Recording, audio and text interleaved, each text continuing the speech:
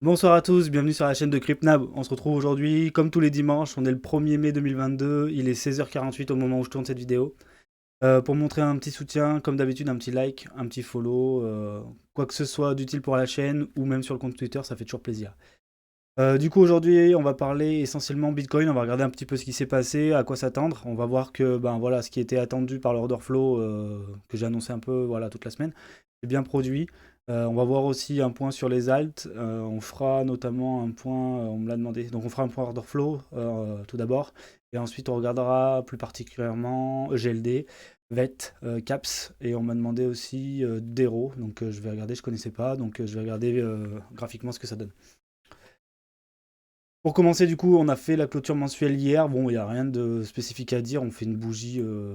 Bon, on n'avale pas non plus la bougie d'avant. Donc, franchement, au niveau weekly, niveau mensuel, franchement, c'est dégueulasse. Mais rien d'alarmant à l'heure actuelle. Voilà, on peut pas. On n'a pas une clôture sous les 20, 29 000 ou quelque chose comme ça. Donc, rien d'alarmant à l'heure actuelle. En weekly, on voit que, voilà, pour l'instant, on fait pas de nouveau plus bas. On a fait un nouveau plus haut, oui. Alors là. Celui qui me dit qu'on n'est pas en train de faire des plus bas de plus en plus haut et des plus hauts de plus en plus haut, bah, il a tort. Pour l'instant, c'est ce qu'on est en train de faire, un bas en haut, un bas en haut. Donc on a une dynamique haussière, quoi voilà, même si ça fait 5 semaines qu'on en prend dans la tronche. À l'heure actuelle, on ne peut pas dire que le Bitcoin n'est pas baissier, même si où on est en sorte de range comme vous voulez. Mais voilà, pour l'instant, il n'y a pas d'inversion de dynamique en soi, donc en termes en weekly, donc il n'y a pas de conclusion à faire hâtive sur un bull ou un bear. En fait, on est dans aucun des deux styles de market à mon avis. Donc on va venir en daily, on va afficher tout le temps habituel. C'est un peu, on ferait un peu une clé de chart bientôt pour repartir de zéro un petit peu. Donc là on va revenir, donc comme je l'ai dit spécifiquement, on va se mettre en 4 heures. Au début de la vidéo, ben voilà le scénario, le premier scénario qui était de venir manger les premières liquidations, donc on en a trois. Une au 37 000, une au 37 155 et une au 37 555. Donc voilà, pour moi, on allait venir bouffer les 37 555, ça a été fait.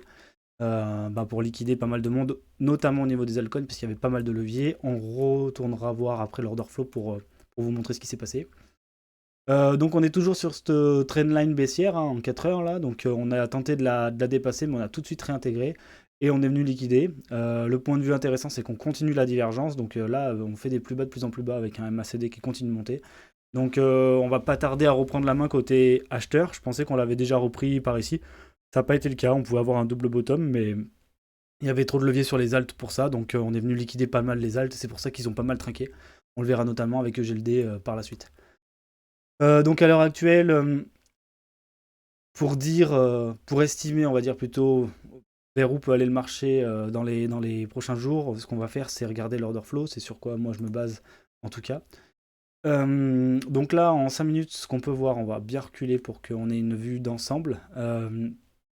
Du coup, on a eu le dump qui a fait pas mal de liquidations. Vous voyez que ici, on a eu pas mal de liquidations au niveau. On n'a pas eu spécialement de liquidation au niveau du Bitcoin, mais par contre, voilà, quand on est arrivé vers le bas, on a eu une augmentation des ratios et beaucoup de shorters puisque le funding s'est écroulé. Pourquoi ici? Pas très grave, voilà. Donc on a eu une augmentation du ratio, crash du funding. Donc bon bah voilà, on est venu liquider les peu de shorts qui étaient rentrés. On le voit ici, on a une grosse mèche de liquidation avec un beau mouvement de spot lié par le spot ici. Donc achat spot veut dire achat sans levier, hein. Du coup, qu'est-ce qui se passe depuis cette liquidation? Le prix continue de chuter. Donc le prix continue de chuter ici pendant le week-end. On a des ratios longs qui montent, en général, donc un open interest qui se remet, donc les gens se remettent à mettre du levier. Par contre, le funding, il nous indique que bah, c'est à la fois des longs et des shorts, hein. Sur Bitcoin, en fait, il n'y a pas spécifiquement un move en particulier qui dit on fait que long ou on fait que short. Pour l'instant, oui, on augmente le nombre de positions. Oui, on a le ratio long qui est élevé. Mais par contre, il y a aussi pas mal de shorters assez agressifs dedans parce qu'ils ont moins de positions que les longues, mais elles sont plus conséquentes. Euh, Ici, ce qu'on peut voir, c'est que ce mouvement-là, de mouvement à 1h du matin, il a été fait dans le spot. Vous voyez ici, il y a eu une énorme vente en spot. On peut voir si je zoome, vous voyez un peu, on a chuté bon, je sais pas vraiment si les cas sont intéressants ici, mais en tout cas, on a fait une grosse chute d'un coup par rapport au reste. Et ça a fait que bah, on est venu casser des zones de liquidation. Donc ça a fait un enchaînement de liquidation. On voit un petit peu de liquidation qui apparaît ici dans les leviers. Et depuis, ben, on a l'open interest qui est remonté tout de suite. Donc voilà, mais plutôt des shorters ici qui sont venus. Et pour l'instant, je pense qu'on est assez lourd en short. Mais bon, on verra ça par la suite. Donc pour parler de point de vue de liquidité, je pense qu'il ne faut pas parler du Bitcoin, il faut surtout parler des altcoins. Que pour l'instant, ce que moi je vois, c'est qu'il n'y a pas de direction claire, c'est-à-dire qu'il n'y a pas tout le monde qui short, ou tout le monde qui long, je veux dire massivement, puisque voilà, y a pas ça va pas dans un seul sens, il y a les deux sens qui sont en cours. On va essayer de charger, comme d'habitude, les open interest des altcoins. Et on va y ajouter le funding et les liquidations pour que je vous montre un peu ce qui s'est passé, notamment dans la nuit de 1h du matin. En tout cas, dans les zones de liquidité des bitcoins pour l'instant, donc du coup, bon, on a la nouvelle zone en dessous, hein, qui est sur la mèche basse, donc au niveau, hop, ici, le bottom est à 37 386, mais on a surtout deux zones de liquidité intéressantes qui sont les 37 155 et les 37 000 $, où ici, il y a pas mal de gens qui ont dû avoir des stop loss ici. Je tiens à préciser quelque chose, c'est que ces deux points dont je viens de parler pour les liquidations, si on zoome, on peut voir qu'il n'y a pas de retournement de tendance parce qu'on éclate ces deux creux-là. Les deux creux à ne pas casser, c'est les deux creux qui sont ici. Ce qui est intéressant aussi, c'est qu'à l'heure actuelle, on est quand même sur une droite support qui tient compte des deux creux ici. On est pile dessus, donc ça serait un peu pénible quand même de la casser pour la suite. Mais bon, en soi, il n'y a rien de grave tant qu'on ne vient pas manger ces creux-là.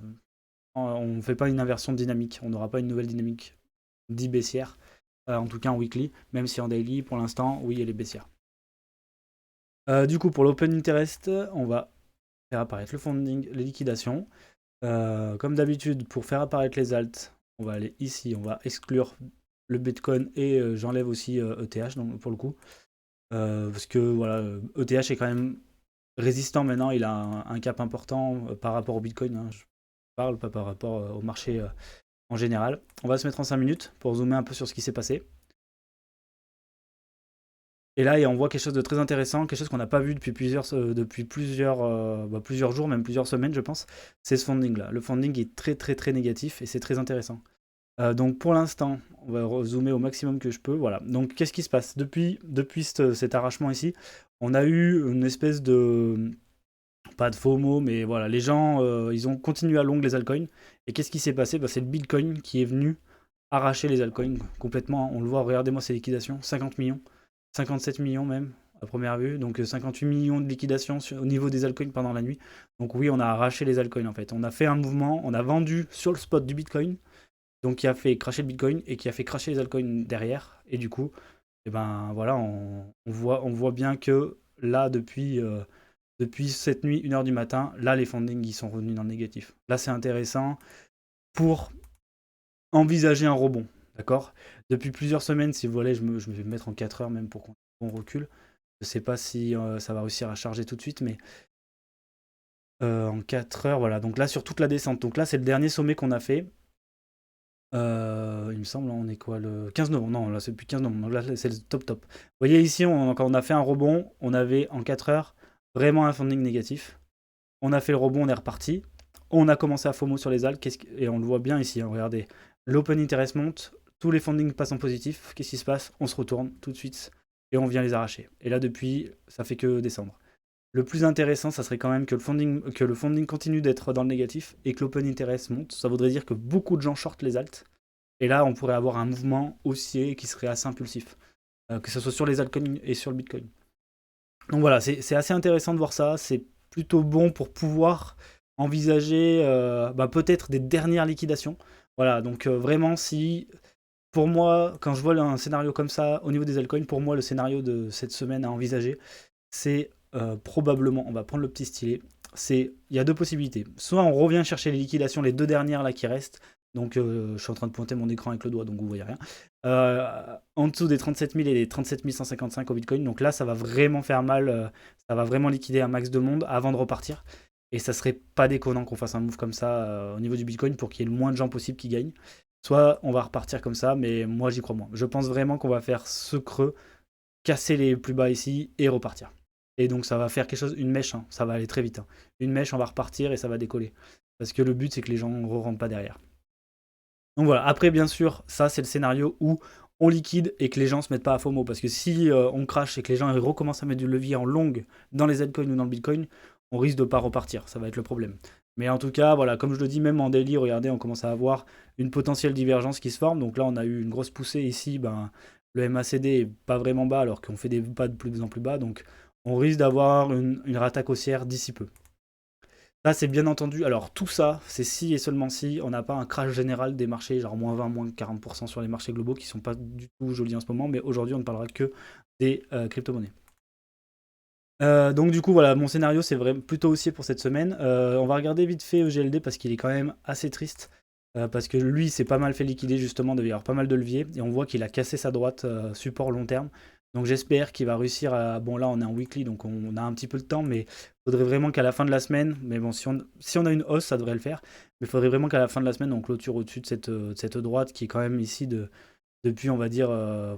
depuis juin, vous voyez, le bottom s'est posé en novembre 2020. Juin, on est passé dessus. Donc, on est vraiment sur un potentiel bottom normalement sur EGLD. Donc, si on le casse à la baisse, on risque de retourner dans des zones genre les 50$ et tout. Et on n'a pas trop envie de ça pour se positionner dessus. VET, eh ben, il a pris tarif. Hein, il a pris sacrément pas tarif. Par contre, c'est intéressant parce que, voilà, comme EGLD, on est dans une zone de rechargement long terme. Même si l'idéal, on va pas se mentir, ça donne pas envie, mais c'est comme ça. L'idéal, ça serait vraiment de venir au 0,022. C'est encore loin, surtout pour ceux qui sont rentrés dans le tas, par exemple ici. C'est encore loin, mais c'est possible. Si jamais on casse les bottoms au niveau du Bitcoin, on pourrait très bien avoir par exemple une mèche rachetée tout de suite ou quelque chose comme ça. Pour vous faire apparaître, on va vous faire apparaître. Voilà, vous voyez les volumes profile. Ici, il y a un gros creux en plus. Juste en dessous de cette mèche, il y a un gros creux. On n'a pas travaillé. Donc c'est possible qu'on y vienne y travailler. À voir. Pour l'instant, je vois pas de structure de retournement sur VET. On a eu un potentiel W, mais regardez, il est en train de se faire ravaler. Donc, à voir si ça continue comme ça. C'est surtout le Bitcoin de toute façon qui va faire le marché à l'heure actuelle. Caps, on m'en a parlé, j'aime beaucoup Ternois, etc. Le problème c'est que là, voilà, là on est sur un couteau qui tombe, et on n'achète pas un couteau qui tombe, hein, la team. Donc là ce qu'on voudrait voir, si on veut avoir du Caps de manière un peu plus safe, c'est quelque chose comme ça. Hop. Et voilà, là, au moins en daily, avoir une structure qui dit je veux me retourner. Comme on l'a eu ici, vous voyez, on a eu un pump problème, Bitcoin a craché, donc il a emmené tout le monde. Donc là je pense que le Caps attend surtout une direction claire. En tout cas, les investisseurs du CAPS plutôt attendent surtout une direction claire du Bitcoin pour pouvoir revoir un bottom se poser sur le CAPS de Terre Noire. Dero, alors celui-là on me l'a demandé, je ne le connaissais pas du tout, donc je suis un peu allé voir. La supply c'est pas mal, on est sur 59% de la supply. Le prix et le market cap se suivent, donc ça veut dire qu'ils ont bien dilué. Je suis allé voir un peu, donc ils ont une dilution linéaire chaque année, donc je pense que voilà, structurellement c'est cool. En plus, ça va, il a pas un gros cap, donc il a une potentielle évolution intéressante dans le futur. Par contre, pour le moment, on m'a demandé de l'analyser. Oups là, je vais trop prendre ça.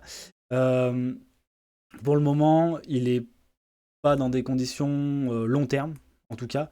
On est à la limite, on aimerait être en dessous des 10,74 pour avoir quelque chose de long terme. Donc là, ce qu'on peut voir, on a potentiellement une trend par contre qui est intéressante. Donc là, je le fais en même temps que vous. On a potentiellement une trend intéressante. Donc on serait sur un potentiel achat sur support. En tout cas, ça serait logique. Je parle pas en long terme là. Je parle plutôt en moyen terme, en swing ou quelque chose comme ça. Parce que pour moi, le long terme, il faut l'acheter voilà, vraiment dans ces zones ici en bas au niveau des 6$. Ça, c'est le plus intéressant. En weekly, on voit qu'on n'a pas grand chose. On a mangé un plus bas ici. Donc on n'arrive pas à pousser plus haut. Donc c'est potentiellement, on va revenir dans une zone intéressante d'achat voilà, qui serait par ici autour des 8$. Voilà, vous voyez, autour des 8$, on pourrait faire un W bon, bah, de l'espace déjà, on pourrait faire quelque chose comme ça. On pourrait faire quelque chose comme ça, vous voyez. Donc là, bon, par contre, pas un plus bas. Je vais le faire correctement, je vais prendre mon temps. On pourrait faire un W qui serait un W mensuel, voire même à l'année. Hein. Là, ça serait très intéressant. Et du coup, voilà, des zones, commencer un DCA vers les 8$ par exemple ici, ça pourrait être intéressant pour ceux qui connaissent le projet et qui voient un potentiel long terme. Moi, je ne le connais pas assez voilà, pour dire quoi que ce soit sur le sujet. J'ai pas eu le temps de regarder. Mais en tout cas, voilà, c'est... Leur système, en tout cas de tokenomics, c'est logique. À voir s'ils apportent quelque chose ou pas sur le long terme au niveau des cryptos. Donc voilà, je vous répète rapidement, l'order flow du Bitcoin est intéressant. Celui des altcoins est très intéressant pour un rebond à court terme, à voir si ça reste comme ça avec un funding négatif, hein, parce que bien sûr, si on commence à avoir un funding qui devient incroyablement croissant dans le positif, tout ce que j'ai dit là, ça marche plus, on va continuer vers le bas. Mais en tout cas, pour moi, un scénario plus que probable, c'est de venir arracher les plus bas ici et de repartir très vite, ou le deuxième scénario, c'est de repartir tout de suite. Je pense pas qu'on ira manger les bottoms ici. Il y a un funding qui est trop négatif sur les altcoins, donc on va avoir un rebond cette semaine. Je vois pas les choses autrement à l'heure actuelle. Je vous le garantis pas, parce que je donne pas de conseils en investissement. Mais c'est comme ça que moi je vois le marché. Et puis voilà, je vais vous laisser. Je vous souhaite une bonne semaine. On se retrouve mardi de toute façon pour faire une update, voir si les choses ont changé ou pas. Et en attendant, je vous retrouve sur Twitter. Allez, à plus.